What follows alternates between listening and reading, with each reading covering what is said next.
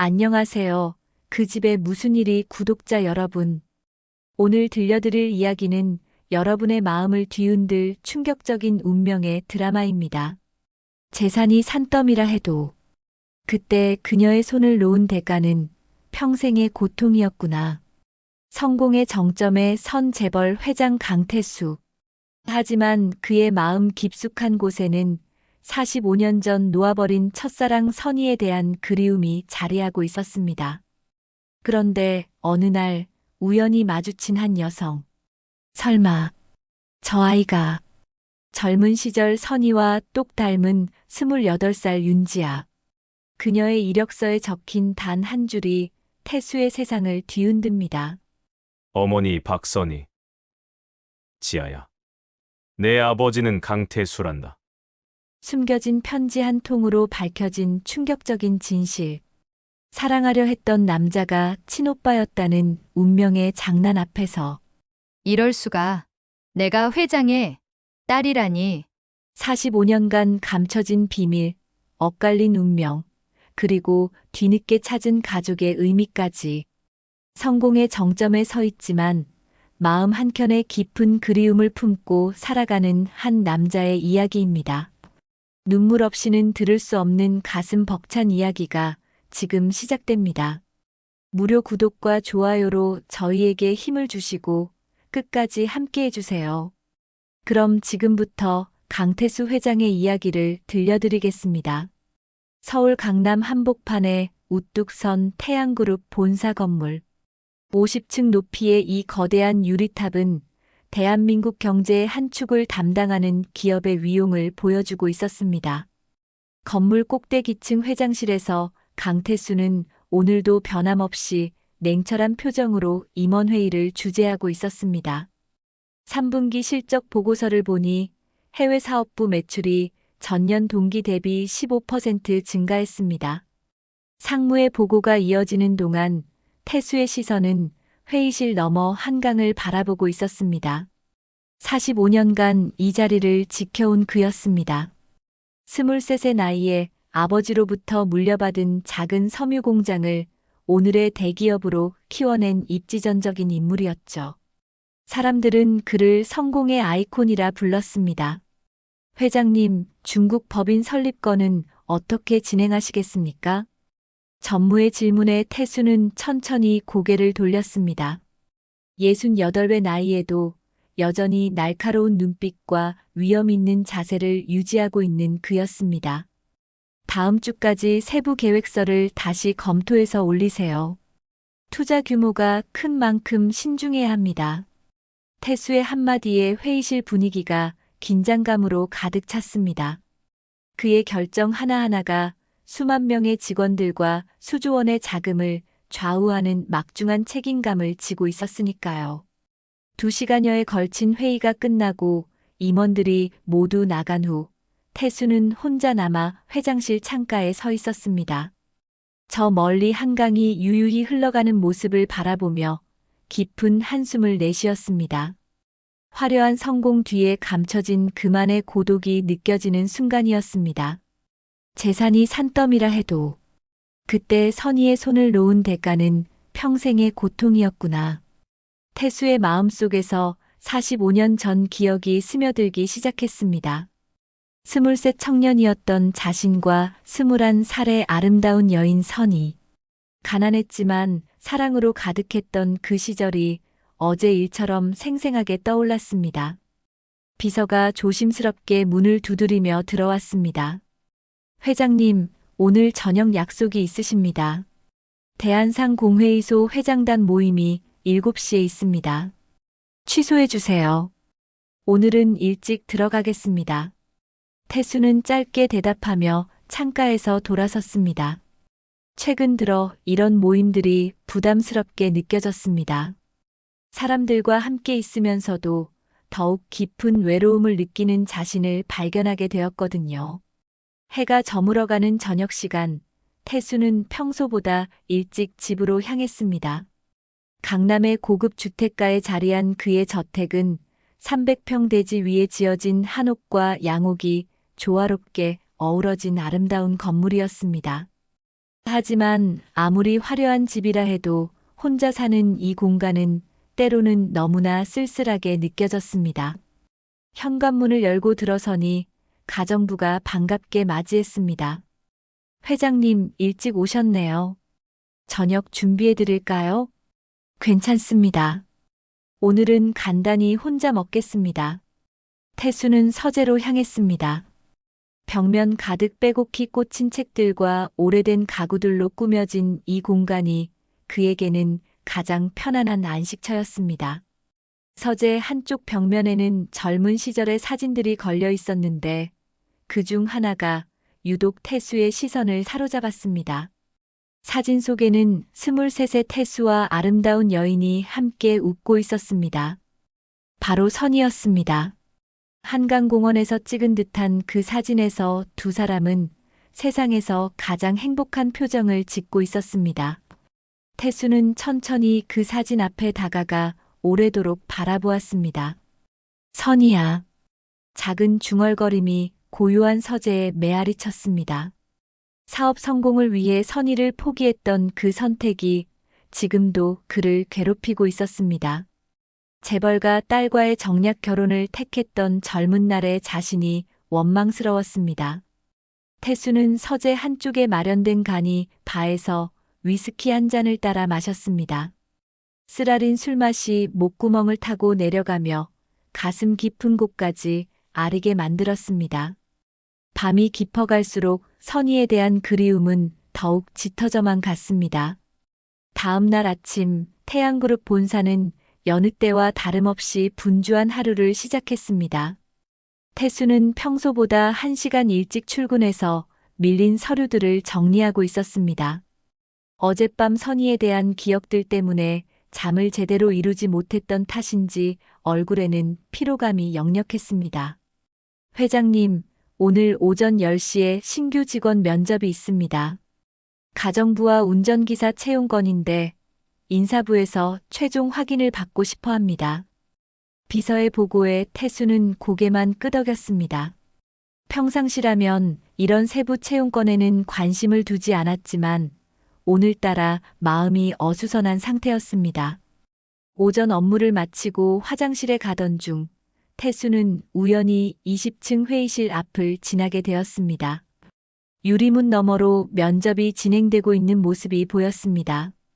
평소라면 그냥 지나쳤을 텐데 왠지 모를 끌림에 잠시 발걸음을 멈췄습니다.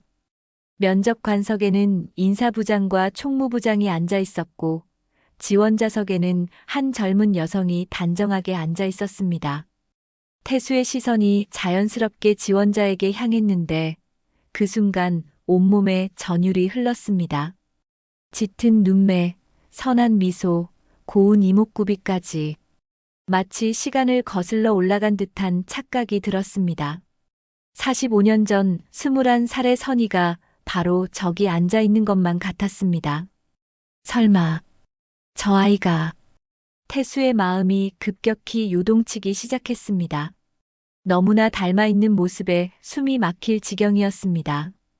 손바닥에 식은땀이 배어나오고 심장이 빠르게 뛰기 시작했습니다. 면접실 안에서는 인사부장이 지원자와 대화를 나누고 있었습니다. 자기소개 부탁드립니다. 안녕하십니다. 저는 윤지아라고 합니다. 28살이고요. 호텔 하우스키핑 경력이 3년 있습니다. 윤지아의 목소리가 유리문을 통해 희미하게 들려왔습니다. 그 앳된 목소리마저 선의를 떠올리게 했습니다. 태수는 자신도 모르게 면접실 문 가까이로 다가갔습니다. 가족관계는 어떻게 되시나요? 어머니와 단둘이 살고 있습니다. 아버지는 제가 어릴 때 돌아가셨어요. 윤지아의 대답에 태수의 마음이 더욱 복잡해졌습니다. 혹시나 하는 마음에 더욱 집중해서 들었습니다. 어머님 성함은 어떻게 되십니까? 보증인 관련해서 확인이 필요해서요. 인사부장의 질문에 윤지아는 잠시 머뭇거리다가 대답했습니다. 박선희입니다. 그 순간 태수의 몸에 전율이 오기 시작했습니다. 박선희. 바로 자신이 그토록 그리워했던 그 이름이었습니다. 설마 동명이인일까? 아니면 정말로. 태수는 급하게 비서에게 전화를 걸었습니다. 지금 면접 보고 있는 가정부 지원자 이력서를 제 사무실로 가져다 주세요. 바로요. 네, 회장님. 바로 준비하겠습니다. 10분 후 비서가 윤지아의 이력서를 가져왔습니다. 태수는 떨리는 손으로 서류를 펼쳤습니다. 그리고 가족사항 란에서 그 이름을 확인하는 순간 온몸에 힘이 빠지는 것을 느꼈습니다. 지원자 윤지아 만 28세 어머니 박선희 만 54세. 나이까지 맞아떨어졌습니다. 선희가 21살이었던 45년 전, 그리고 지금 54세. 계산이 정확히 들어맞았습니다. 태수는 의자에 깊숙이 몸을 맡겼습니다. 머릿속이 복잡하게 돌아갔습니다. 윤지아가 정말 선희의 딸이라면 그 아버지는 누구일까? 혹시 자신이 선희를 떠난 후에 선희가 다른 남자를 만나 결혼했던 것일까? 하지만 이력서상으로는 아버지가 이미 세상을 떠났다고 되어 있었습니다.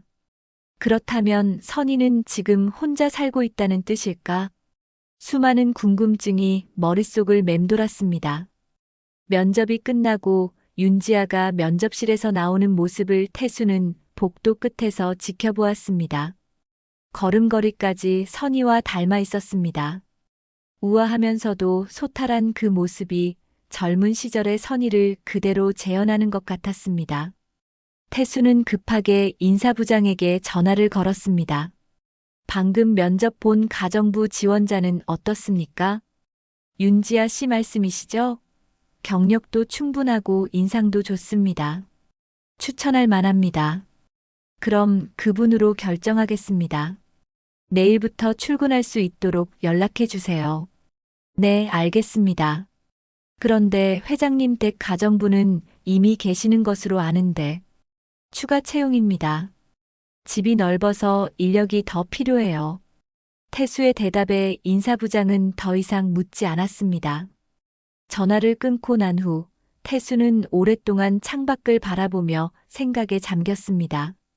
45년 만에 선희의 소식을 접하게 될 줄이야. 그것도 선희의 딸을 통해서 말입니다. 마음 한편으로는 반가움이, 다른 한편으로는 두려움이 몰려왔습니다. 과연 선희는 자신을 어떻게 생각하고 있을까? 아직도 원망하고 있을까? 아니면 이미 모든 것을 잊고 살아가고 있을까? 윤지아를 자신의 집으로 불러들이는 것이 과연 옳은 일일까? 하지만 선희에 대한 소식을 알고 싶은 마음을 억누를 수가 없었습니다. 태수는 내일 윤지아를 만나게 될 생각에 가슴이 두근거렸습니다. 다음 날 아침 7시 윤지아는 태양그룹 회장 저택의 현관문 앞에 서 있었습니다. 단정한 검은색 정장에 머리를 깔끔하게 묶고 작은 가방 하나만 들고 온 모습이 소박하면서도 정갈해 보였습니다. 첫 출근의 긴장감이 얼굴에서 고스란히 드러났습니다. 기존 가정부인 박 여사가 문을 열어주며 반갑게 맞이했습니다. 어서 오세요. 윤지아 씨죠? 저는 박정순이라고 합니다.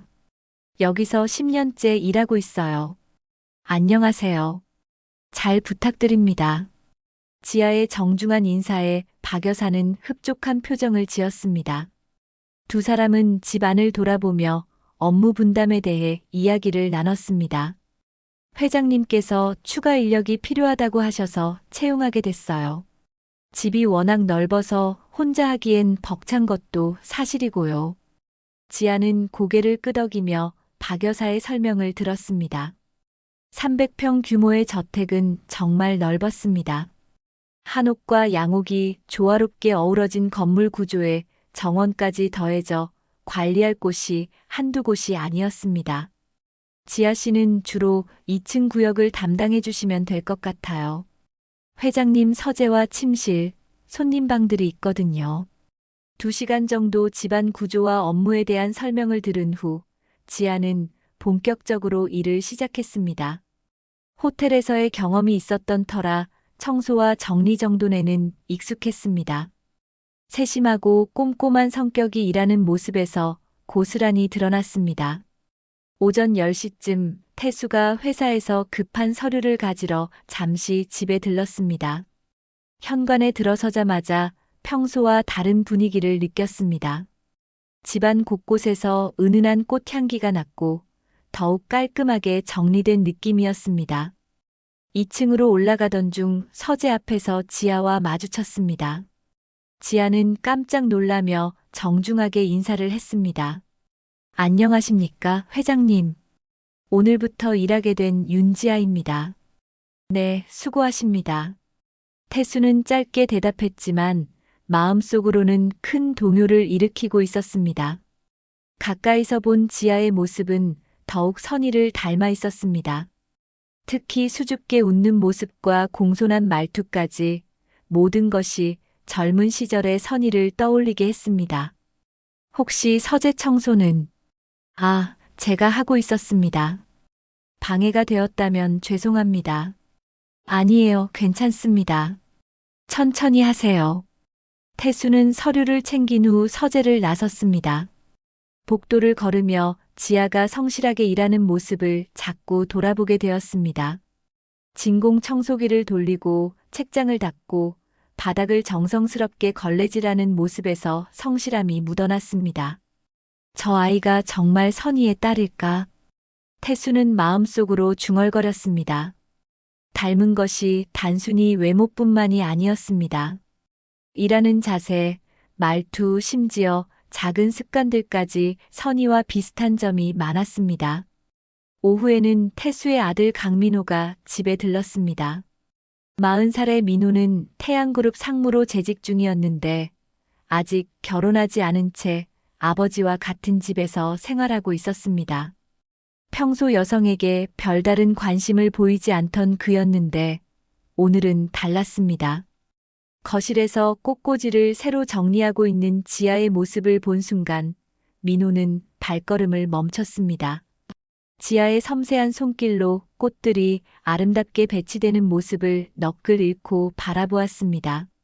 안녕하세요. 지아가 민호를 발견하고 공손히 인사했습니다. 네. 안녕하세요. 새로 오신 분이시군요. 네, 윤지아라고 합니다. 강민호입니다. 잘 부탁드려요. 민호는 평소답지 않게 얼굴이 붉어지며 어색해했습니다. 지아의 자연스러운 미소와 따뜻한 눈빛이 마음을 편안하게 만들었습니다. 저녁 시간, 태수와 민호는 함께 식사를 했습니다. 지아가 준비한 밑반찬들이 식탁에 올라와 있었는데 정성스럽게 담아낸 음식들이 보기에도 좋았습니다. 아버지, 새로 오신 분. 뭔가 다르네요. 민호가 조심스럽게 말을 꺼냈습니다. 뭐가 다르다는 거야? 사람을 편하게 만드는 뭔가가 있어요. 집안 분위기도 한결 따뜻해진 것 같고요. 태수는 민호의 말을 들으며 불안감을 느꼈습니다. 아들이 지아에게 관심을 보이는 것이 분명했습니다. 안 돼. 넌 지아를 사랑해서는 안 된다. 태수의 마음속에서 경고음이 울렸습니다. 지아가 정말 선의의 딸이라면 민호와 지아 사이에는 절대 넘어서는 안 될 선이 있었습니다. 하지만 그 이유를 민호에게 말할 수는 없었습니다. 민호야, 직원에게 너무 관심을 두지 마라.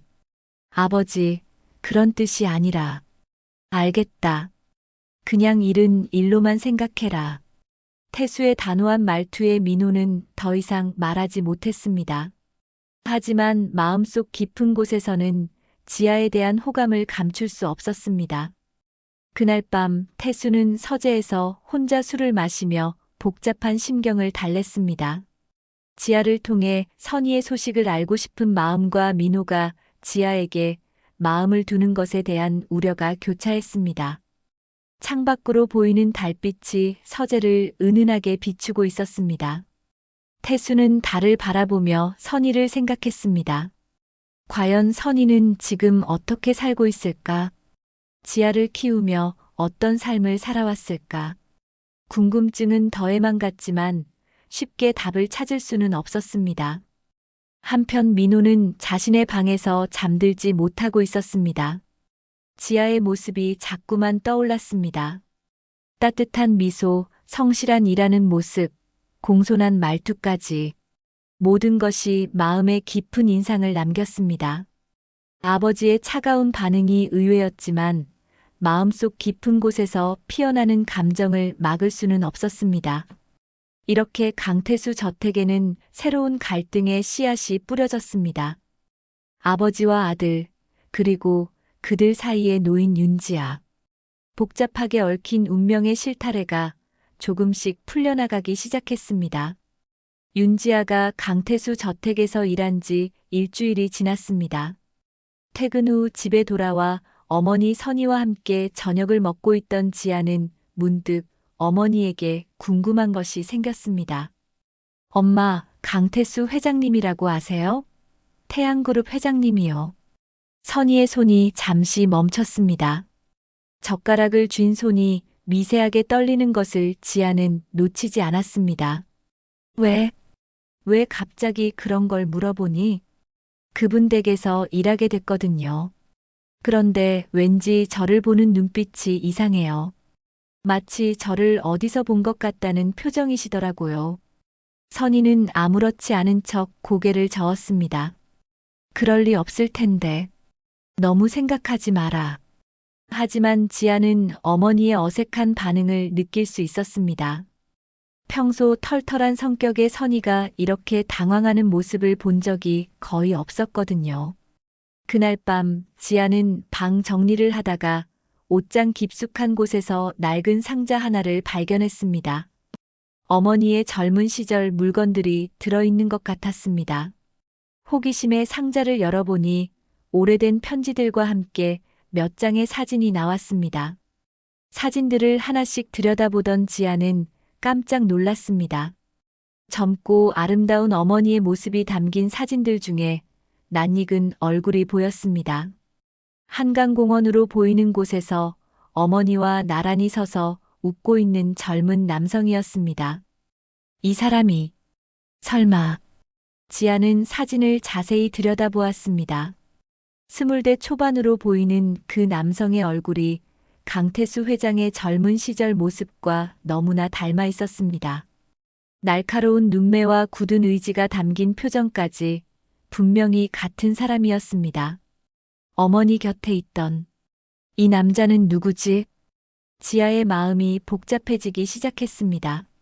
어머니와 강태수 회장 사이에 과거 어떤 인연이 있었던 것일까? 그래서 회장님이 자신을 보는 눈빛이 그랬던 것일까? 다음 날 아침 지아는 평소와 다름없이 출근했습니다. 하지만 마음 한편에는 어제 발견한 사진에 대한 궁금증이 계속 맴돌고 있었습니다. 태수를 볼 때마다 사진 속 젊은 남성의 모습이 겹쳐 보였습니다. 점심시간 즈음 민호가 회사에서 돌아왔습니다. 요즘 들어 민호는 집에 오는 횟수가 늘었습니다. 표면적으로는 아버지와 업무 상의할 것이 있다고 했지만 실제로는 지아를 보고 싶은 마음이 컸습니다.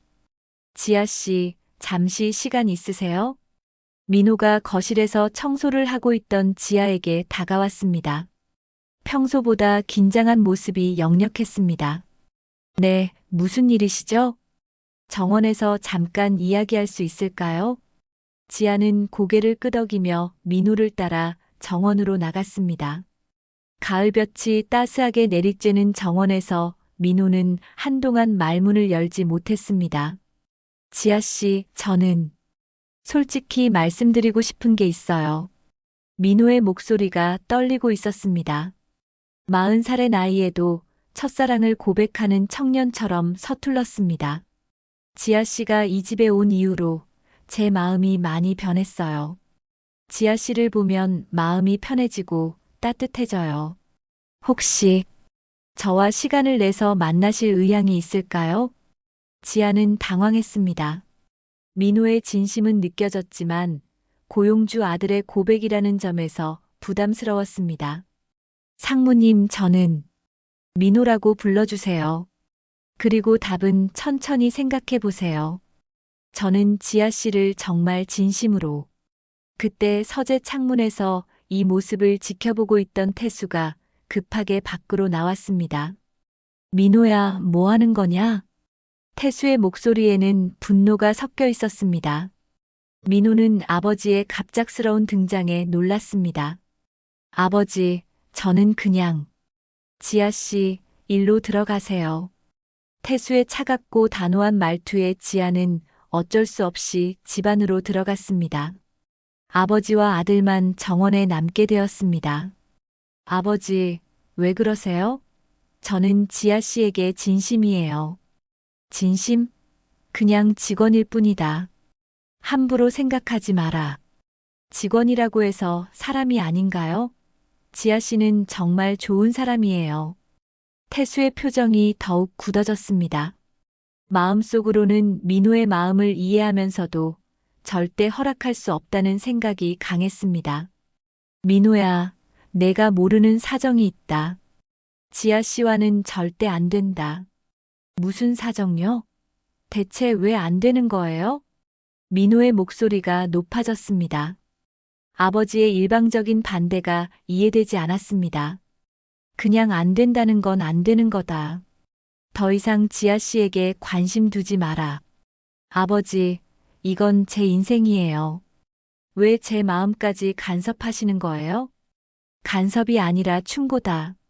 지아 씨는 너와는 맞지 않는 사람이야. 태수는 더 이상 설명할 수 없었습니다.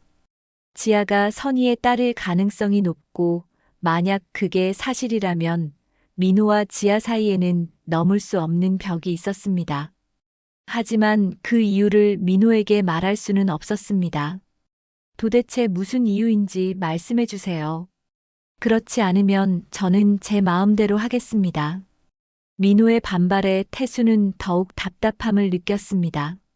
진실을 말할 수도 없고 그렇다고 포기시킬 수도 없는 상황이었습니다. 한편 집안에서 이 모든 상황을 지켜본 지아는 혼란스러웠습니다.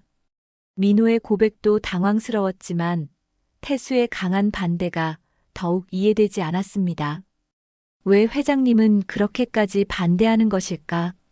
그날 저녁 지아는 다시 어머니의 옛 사진을 꺼내 보았습니다. 사진 속에서 행복하게 웃고 있는 어머니와 젊은 남성의 모습을 보며 모든 것이 우연의 일치일 수만은 없다는 생각이 들었습니다. 분명히 뭔가 있어. 어머니와 강태수 회장님 사이에 과거 어떤 일이 있었던 거야. 지아는 진실을 알고 싶었지만 어떻게 접근해야 할지 막막했습니다. 한편으로는 민호의 진심 어린 고백에 대한 답도 정해야 했습니다. 복잡하게 얽힌 관계 속에서 각자의 마음은 더욱 혼란스러워져만 갔습니다. 며칠 후 주말, 지아는 집에서 혼자 시간을 보내고 있었습니다. 어머니 선희는 오랜만에 친구를 만나러 나가셨고, 지아는 밀린 집안일을 정리하며 하루를 보내고 있었습니다.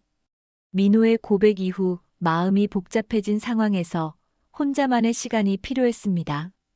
방 청소를 하다가 다시 어머니의 낡은 상자가 눈에 들어왔습니다. 지난번에 사진을 본 이후로 계속 신경이 쓰였던 그 상자였습니다. 이번에는 좀 더 자세히 들여다보기로 마음먹었습니다. 상자 안에는 사진들 외에도 여러 가지 물건들이 들어 있었습니다. 오래된 편지 봉투들, 말린 꽃잎들, 그리고 작은 일기장 하나가 있었습니다.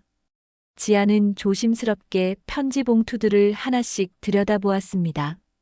첫 번째 편지는 어머니가 젊었을 때 친구에게서 받은 것 같았고, 두 번째는 직장 동료의 편지였습니다. 그런데 상자 맨 아래쪽에서 다른 편지들과는 다른 봉투 하나를 발견했습니다. 봉투 겉면에 지아에게라고 어머니의 손글씨로 적혀 있었습니다. 지아는 가슴이 두근거렸습니다. 왜 어머니가 자신에게 쓴 편지를 여기 숨겨두었을까?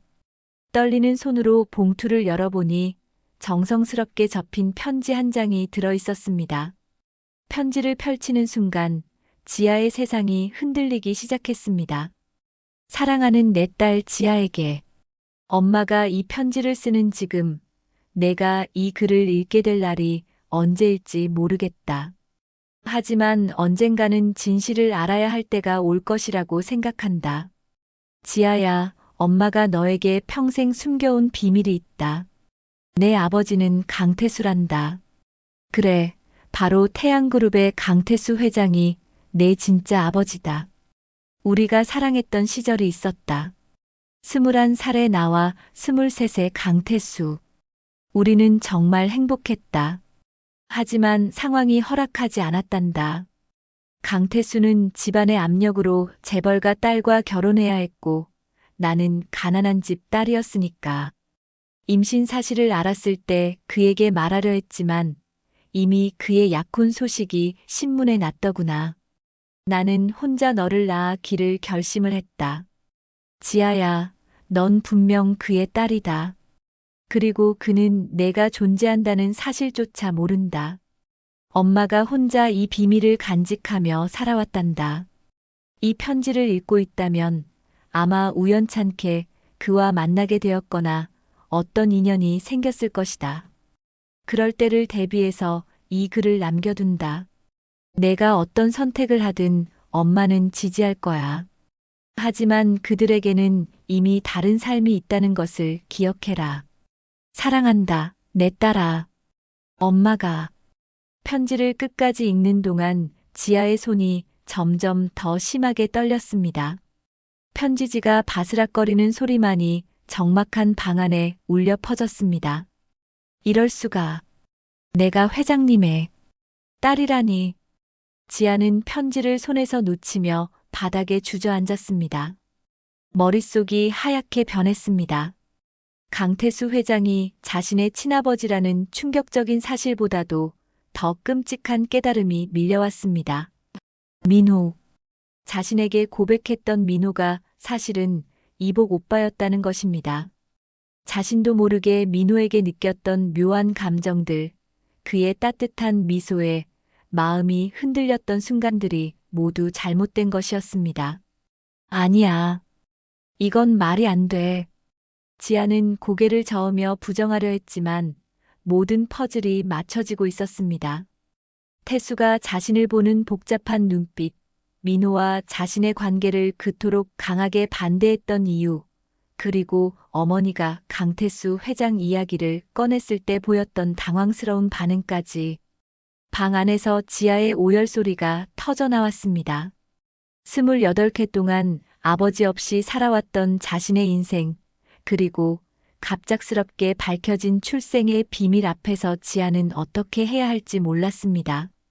엄마는 왜 이런 비밀을 혼자 가지고 계셨을까?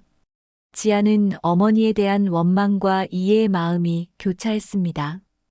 어머니의 입장에서는 어쩔 수 없는 선택이었을 것입니다. 하지만 진실을 모른 채 살아왔던 자신의 인생이 갑자기 허망하게 느껴졌습니다.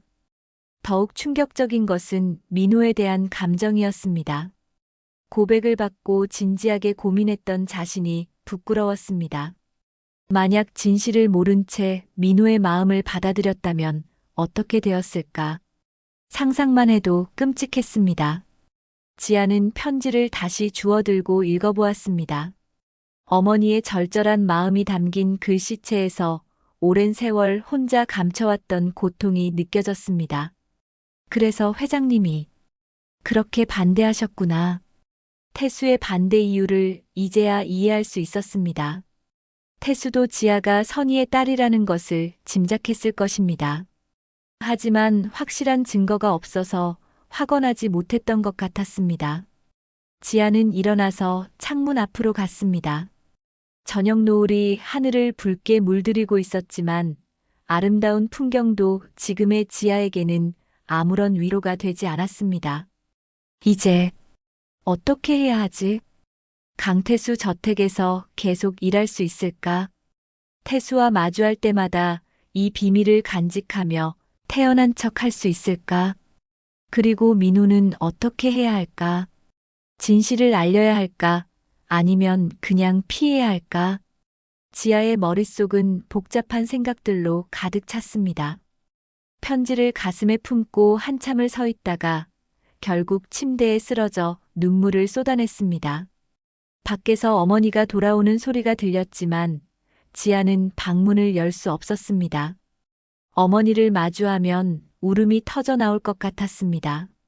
모든 것이 한순간에 바뀌어 버린 현실 앞에서 지아는 어떻게 해야 할지 막막하기만 했습니다. 이렇게 윤지아의 삶은 단 한 통의 편지로 인해 완전히 뒤바뀌었습니다. 그동안 쌓아온 모든 관계가 한순간에 붕괴하는 순간이었습니다. 다음 날 아침 지아는 강태수 저택에 출근하지 않았습니다. 어머니의 편지를 발견한 충격으로 밤새 잠들지 못했던 지아는 몸살까지 나기 시작했습니다. 선희는 딸의 상태를 걱정하며 회사에 연락을 드렸습니다.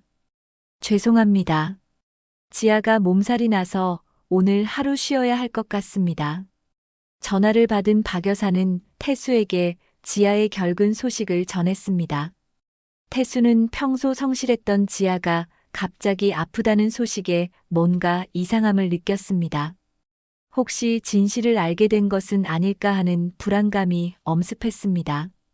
오후가 되어도 지아에게서 연락이 없자 태수는 더 이상 기다릴 수 없었습니다. 민호가 지아를 걱정하며 안부를 묻자 태수는 직접 지아의 집으로 가보기로 결심했습니다. 아버지, 제가 가보겠습니다. 민호가 나서자 태수는 단호하게 말했습니다. 아니다. 내가 가보겠다. 태수는 혼자 차를 몰고 지아가 사는 동네로 향했습니다. 45년 만에 선희가 살고 있는 곳을 찾아가는 길이었습니다. 마음은 복잡했지만 이제는 진실과 마주할 때라는 생각이 들었습니다. 낡은 연립주택이 늘어선 골목길을 따라 들어가니 2층 집 한 채가 나타났습니다.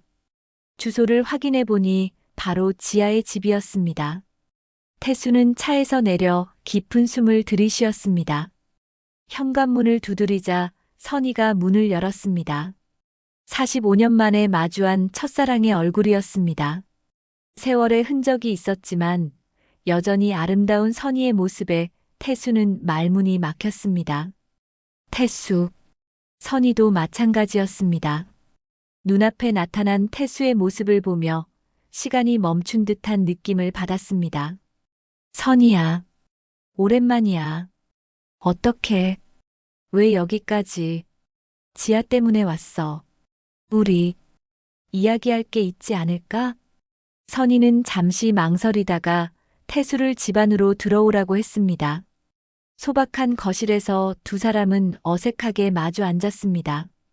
지아가, 알게 됐지? 태수의 조심스러운 질문에 선희는 고개를 끄덕였습니다. 어제 내가 남겨둔 편지를 찾았나 봐. 밤새 울고 있어. 편지? 지아에게 진실을 알려주려고 써둔 편지야. 언젠가는 알아야 할 일이라고 생각했거든. 태수는 가슴이 먹먹해졌습니다. 선희가 혼자서 얼마나 힘든 세월을 보냈을까 생각하니 미안한 마음이 컸습니다. 선희야, 정말 미안해. 내가 너를 지켜주지 못해서. 이제 와서 무슨 소용이야. 다 지나간 일인걸. 선희의 목소리에는 원망보다는 체념이 섞여 있었습니다. 지아는 정말 내 딸이 맞지? 응, 내 딸 맞아. 임신 사실을 알았을 때 너에게 말하려고 했는데 이미 약혼 발표가 났더라고. 태수는 두 손으로 얼굴을 감쌌습니다. 자신이 몰랐던 사실이지만 딸을 버려둔 것 같아서 죄책감이 밀려왔습니다. 지아를 볼 수 있을까? 선희는 잠시 고민하다가 고개를 끄덕였습니다. 방에 있어. 하지만 많이 힘들어해. 태수는 선희의 안내를 받아 지아의 방 앞에 섰습니다. 문을 두드리자 안에서 지아의 목소리가 들려왔습니다. 엄마, 지금은 혼자 있고 싶어요. 지아야, 나야, 강태수다. 방 안이 조용해졌습니다. 잠시 후 문이 천천히 열렸고 눈이 퉁퉁 부은 지아가 나타났습니다. 태수를 보는 지아의 눈빛은 복잡했습니다. 분노와 원망, 그리고 묘한 그리움이 섞여 있었습니다. 들어가도 될까? 지아는 말없이 문을 열어주었습니다. 소박한 방 안에서 태수와 지아는 마주 앉았습니다. 지아야. 태수는 입을 열려다가 다시 닫았습니다. 무엇부터 말해야 할지 몰랐습니다. 지아 역시 말을 하지 않았습니다. 한참 후에 태수가 먼저 말을 꺼냈습니다. 지아야. 미안하다. 그리고 갑자기 태수는 지아 앞에 무릎을 꿇었습니다. 68세의 거대한 기업 회장이 28살 딸 앞에서 무릎을 꿇는 모습이었습니다. 회장님, 왜 이러세요? 지아는 당황하며 태수를 일으키려 했지만 태수는 꿈쩍하지 않았습니다. 지아야, 내 어머니를 지켜주지 못한 죄를 평생 안고 살았다. 너를 낳고 키우는 동안 얼마나 힘들었을까. 생각만 해도 가슴이 아프다. 태수의 목소리가 떨렸습니다. 45년간 억눌러온 감정들이 터져나오고 있었습니다. 난 정말 몰랐다. 내가 존재한다는 것도, 선이가 그런 고생을 하고 있다는 것도, 모든 걸 내가 놓쳐버렸어. 지아의 눈에서도 눈물이 흘러내렸습니다. 분노했던 마음이 조금씩 누그러지는 것을 느꼈습니다. 늦었지만 이제라도 아버지로서 널 지키고 싶다. 지금까지 못해준 것들을 조금이나마 보상하고 싶어. 태수의 진심 어린 사과에 지아는 복잡한 마음이 들었습니다. 원망하고 싶었지만 동시에 어머니가 평생 품어온 사랑의 무게도 이해할 수 있었습니다. 회장님, 아니 아버지. 지아가 처음으로 아버지라는 호칭을 사용하자 태수의 눈에서 눈물이 쏟아졌습니다. 어머니가 아버지를 얼마나 사랑했는지 알겠어요. 편지에 그 마음이 다 담겨 있더라고요. 선이는 정말 대단한 여자야. 나보다 훨씬 강하고 아름다운 사람이지. 두 사람은 한동안 말없이 눈물을 흘렸습니다. 45년 만에 이루어진 아버지와 딸의 첫 만남이었습니다. 그런데 민호 오빠는 어떻게 해야 하죠? 지아의 질문에 태수는 깊은 한숨을 내쉬었습니다. 민호에게도 진실을 말해야겠지. 힘들겠지만 알 권리가 있으니까. 오빠가 얼마나 충격을 받을까요? 그건 우리가 함께 감당해야 할 몫이야. 이제부터는 혼자가 아니니까. 태수는 지아의 손을 잡았습니다. 따뜻한 아버지의 손길을 처음 느끼는 순간이었습니다. 지아야, 앞으로 힘든 일들이 많을 거야. 하지만 이제는 아버지가 있다는 걸 잊지 마라. 지아는 고개를 끄덕였습니다. 분노와 원망의 마음이 완전히 사라진 것은 아니었지만 아버지의 진심을 느낄 수 있었습니다. 그날 저녁 태수는 집으로 돌아와 민호를 찾았습니다. 민호는 거실에서 업무 서류를 정리하고 있었는데 아버지의 심각한 표정을 보고 뭔가 중대한 일이 있었다는 것을 직감했습니다. 아버지, 지아 씨는 괜찮습니까? 몸살이 심한가요? 민호야, 앉아라. 너에게 꼭 해야 할 말이 있다. 태수의 무거운 목소리에 민호는 서류를 내려놓고 소파에 앉았습니다. 아버지의 얼굴에서 평소에 볼 수 없던 복잡한 감정을 읽을 수 있었습니다. 무슨 일이십니까?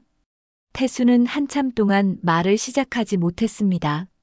어떻게 설명해야 할지, 어디서부터 이야기해야 할지 막막했습니다. 하지만 더 이상 미룰 수는 없었습니다. 민호야, 지아에 대한 진실을 말해야겠다. 지아 씨에 대한 진실이요? 지아는 내 딸이다. 순간 민호의 얼굴이 굳어졌습니다. 아버지의 말을 이해하는데 시간이 걸렸습니다. 무슨 말씀이세요? 45년 전 내가 23이었을 때 사랑했던 여자가 있었다. 박선이라는 이름이 지아의 어머니였다. 태수는 천천히 과거의 이야기를 풀어놓기 시작했습니다. 선희와의 사랑, 정략 결혼으로 인한 이별, 그리고 자신도 몰랐던 지아의 존재까지 모든 것을 솔직하게 털어놓았습니다. 민호는 아버지의 이야기를 들으며 점점 창백해졌습니다. 자신이 사랑했던 지아가 이복 여동생이라는 충격적인 사실을 받아들이기 어려웠습니다. 그러니까 지아 씨가 제 여동생이라는 말씀이신가요? 그렇다. 그래서 그렇게 반대하셨던 거군요. 민호의 목소리가 떨리기 시작했습니다. 분노와 배신감, 그리고 허탈감이 동시에 밀려왔습니다. 민호야, 미안하다. 진작 말했어야 했는데. 미안하다고요? 민호가 갑자기 소리를 질렀습니다. 평생 아버지 앞에서 한 번도 목소리를 높인 적이 없던 그였는데 이번만큼은 참을 수 없었습니다. 왜 이제 와서 이런 진실을 말하는 거예요? 우리 인생을 다 망쳐놓고. 민호야, 제가 지아 씨를 얼마나 진심으로 좋아했는지 아세요? 40평생 처음으로 마음을 준 사람이었어요. 민호는 일어서서 거실을 서성이며 분노를 터뜨렸습니다. 그런데 알고 보니 제 여동생이라고요? 이게 말이 됩니까? 아버지는 평생 저에게 거짓말을 하고 계신 거였어요. 태수는 아들의 분노를 그저 묵묵히 받아낼 뿐이었습니다. 민호의 마음을 이해했기 때문입니다. 만약 제가 모르고 지아 씨와 만약 정말 사랑하게 됐다면 어떻게 될 뻔했어요? 생각만 해도 끔찍해요. 민호의 목소리에 절망감이 묻어났습니다. 자신이 느꼈던 감정들이 모두 잘못된 것이었다는 사실이 견딜 수 없었습니다. 민호야, 정말 미안하다. 내가 젊었을 때 한 선택들이 이런 결과를 가져온 거다. 태수의 목소리도 떨렸습니다. 평생 강철 같은 의지로 살아온 그였지만 이 순간만큼은 무력할 뿐이었습니다. 선택이라고요? 아버지의 선택이 지아 씨 어머니와 지아 씨, 그리고 저까지 모두를 불행하게 만든 거잖아요. 민호가 아버지를 바라보는 눈빛이 차갑게 변했습니다. 평생 냉철하고 완벽한 아버지라고 존경했는데 알고 보니 과거에 이런 일을 저지르고 계셨던 거군요. 민호야. 그때 태수의 눈에서 눈물이 흘러내리기 시작했습니다. 평생 감정을 드러내지 않던 강태수가 처음으로 아들 앞에서 눈물을 보이는 순간이었습니다. 아버지. 민호는 아버지의 눈물을 보며 당황했습니다. 차갑고 위험 있던 아버지의 얼굴이 무너져 내리는 모습을 처음 보았기 때문입니다. 민호야, 아버지가 정말 잘못했다. 젊었을 때의 선택이 이렇게 많은 사람들을 아프게 할 줄 몰랐어. 태수는 두 손으로 얼굴을 가리며 흐느꼈습니다. 68년 인생에서 가장 힘든 순간이었습니다. 선희를, 지아를, 그리고 너까지 모두를 힘들게 만든 게 내 잘못이다. 그 순간 현관문이 열리며 지아가 들어왔습니다. 태수의 부탁으로 함께 오게 된 것이었습니다. 거실에서 울고 있는 태수와 분노에 찬 민호의 모습을 보고 가슴이 아팠습니다. 오빠. 지아의 목소리에 민호는 고개를 들었습니다. 이제 오빠라는 호칭이 완전히 다른 의미로 다가왔습니다. 지아, 너도 이 모든 걸 알게 됐구나. 네. 어제 어머니의 편지를. 지아는 조심스럽게 두 사람 사이에 앉았습니다. 부자의 아픈 모습을 보며 자신도 눈물이 났습니다. 오빠, 저도 처음엔 정말 화가 났어요. 원망스럽기도 하고 모든 게 억울했어요. 민호는 지아를 바라보며 복잡한 감정을 느꼈습니다. 사랑하려 했던 여자가 이제는 보호해야 할 여동생이 되어버린 현실이 받아들여지지 않았습니다. 하지만 생각해보니 우리 모두 피해자였어요. 어머니도 저도 아버지도 그리고 오빠도. 지아의 차분한 목소리가 거실에 울려 퍼졌습니다. 어머니는 평생 혼자 저를 키우시느라 고생하셨고 아버지는 자신도 모르는 딸이 있다는 사실에 괴로워하셨을 거예요. 오빠는 아무것도 모른 채 잘못된 감정을 가져야 했고, 태수는 지아의 말을 들으며 감동했습니다. 28의 나이에 이렇게 성숙한 생각을 할 수 있다는 것이 대견했습니다. 누구를 원망한다고 해서 달라질 건 없어요. 이미 일어난 일이니까요. 민호도 점차 마음을 진정시키기 시작했습니다. 지아의 말이 옳다는 것을 알았기 때문입니다. 그럼 우리는 이제 어떻게 해야 하지? 민호의 질문에 지아가 대답했습니다. 천천히. 진짜 가족이 되어가는 거죠. 처음엔 어색하고 힘들겠지만 태수는 두 자녀를 바라보며 희망을 느꼈습니다. 늦었지만 이제라도 진짜 가족이 될 수 있을 것 같았습니다. 그로부터 1년이 흘렀습니다. 강태수 가족에게는 많은 변화가 있었습니다. 진실이 밝혀진 후 처음 몇 달은 모두에게 힘든 시간이었지만 천천히 서로를 이해하고 받아들이며 진정한 가족의 의미를 찾아가고 있었습니다. 선희는 처음에는 태수와의 만남을 꺼려했지만 지아를 위해서라도 과거의 상처를 치유해야 한다는 것을 깨달았습니다.